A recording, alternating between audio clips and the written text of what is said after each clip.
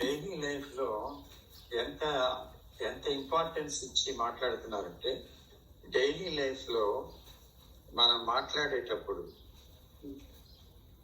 సంపూర్ణమైన ఎరుక వెనకాతలు ఉండి మాట్లాడుతున్నామా, లేకపోతే ఎక్కడి నుంచి మాట్లాడుతున్నాం? నాలెడ్జ్ నుంచా, సెల్ఫ్ నుంచా? సెల్ఫ్ అంటే మోటివ్తోనా, లేదా అంటే సెల్ఫ్ అంటే అక్కడ ఏంటి, మన డామినేషన్ కావాలనా, లేకపోతే మన కీర్తి నిలబడాలనా, మనం ఎవరో గుర్తింపబడాలనా, లేకపోతే దేనికి దాని వెనకాతల ఏముంది అసలు మాట్లాడటంలో? లేకపోతే మనం ఇంకో దాన్ని ఎగ్జాజరేట్ చెప్తున్నామంటే అక్కడ ఏముంది?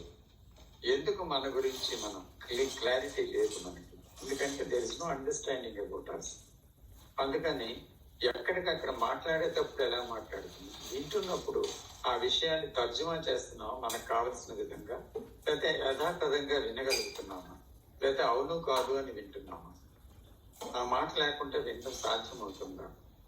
లేకపోతే ఒక ఇమేజ్తో వింటున్నామా? ఒకటి చూసేటప్పుడు ఒక ఇమేజ్తో చూస్తున్నామా, డైరెక్ట్గా ఇమేజ్ లేకుండా చూడగలుగుతున్నామా? ఇదంతా డైలీ లైఫే కదా. సో కాబట్టి చూస్తున్నప్పుడేంటి, వింటున్నప్పుడేంటి, మాట్లాడుతున్నప్పుడేంటి, that is moment to moment awareness.